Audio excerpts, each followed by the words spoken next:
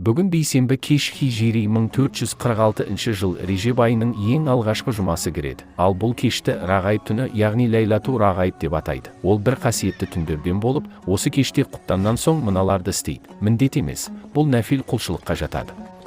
Сопылық тәриқат әдебі, ерікті.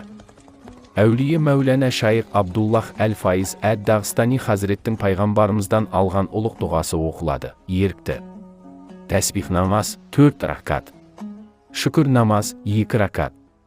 Рағайып сүннет намазы. Бұл намазды ақшам мен құптан арасында оқыса ең абзал, әйтпесе құптаннан соң оқыса да болады.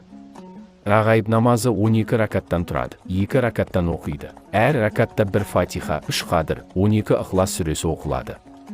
Намаз біткен соң 70 рет Аллахумма сәли әлә сәйдина Мұхаммадин нәбиил уми уа әлә әлихи уа сәлим деп айтасыз.